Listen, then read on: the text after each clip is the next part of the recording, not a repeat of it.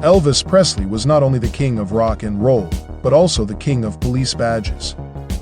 He had a fascination with law enforcement and collected dozens of badges from different departments and agencies across the United States.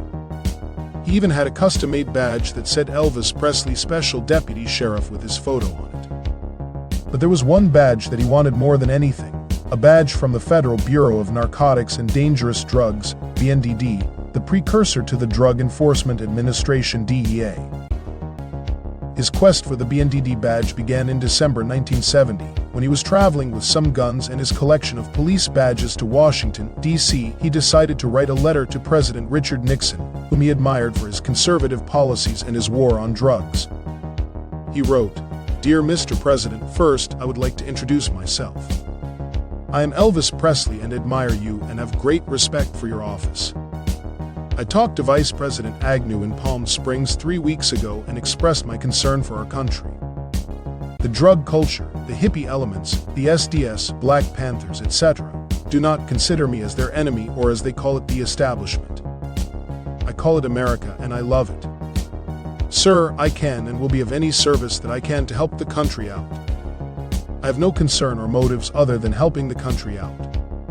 So I wish not to be given a title or an appointed position. I can and will do more good if I were made a federal agent at large, and I will help out by doing it my way through my communications with people of all ages. First and foremost, I am an entertainer, but all I need is the federal credentials.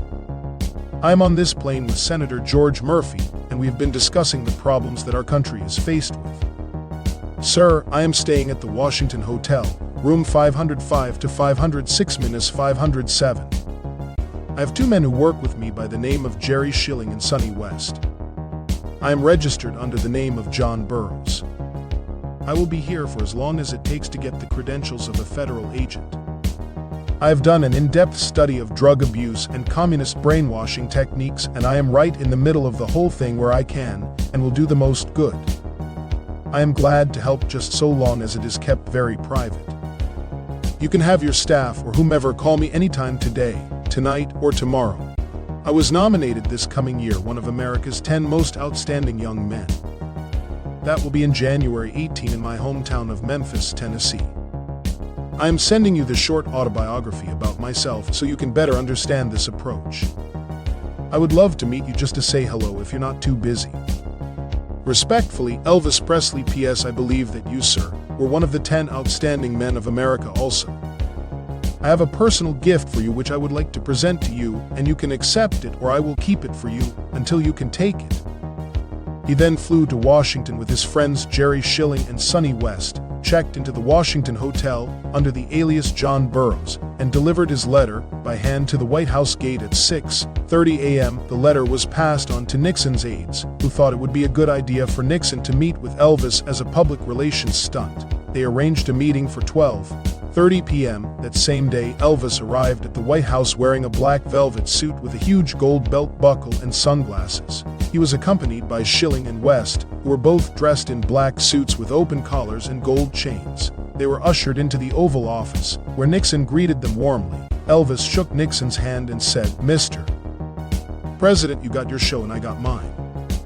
He then gave Nixon a gift, a Colt .45 pistol mounted in a display case that Elvis had plucked off the wall of his Los Angeles mansion. Nixon was surprised by the gift and told his aide to get rid of it immediately before someone saw it. He then invited Elvis to sit down on a couch next to him, while Schilling and West sat across from them on another couch. Elvis then proceeded to tell Nixon about his patriotism, his admiration for him, his hatred of drugs and communism, and his desire to be a federal agent at large who could infiltrate the drug culture and report back to him.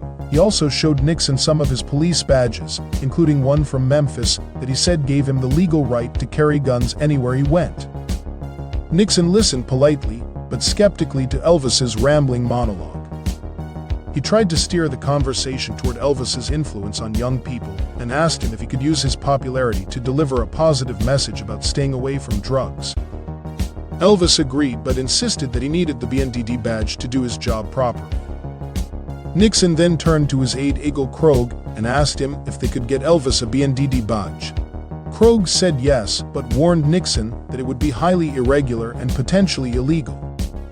Nixon shrugged and said, "Well, get him one." He then told Elvis that he would give him a badge as long as he kept it secret. Elvis was overjoyed and hugged Nixon enthusiastically. He then asked Nixon if he could meet some of his staff members, especially those who were fans of his music. Nixon agreed and took Elvis around the White House, introducing him to various people including his daughter Julie Nixon Eisenhower. The meeting lasted about 30 minutes and was captured by an official White House photographer named Ollie Atkins. The most famous photo shows Elvis shaking hands with Nixon while holding up his new BNDD badge proudly. The photo became an iconic image of American pop culture history and is now displayed at both Graceland and the National Archives. Elvis left the White House with his badge in his pocket and a smile on his face. He later told Schilling that it was the greatest thing that ever happened to him. He also wrote a thank you note to Nixon that read, "Dear Mr. President, again let me say how much we enjoyed our visit with you today. You are truly one great man. I hope we can see each other again soon.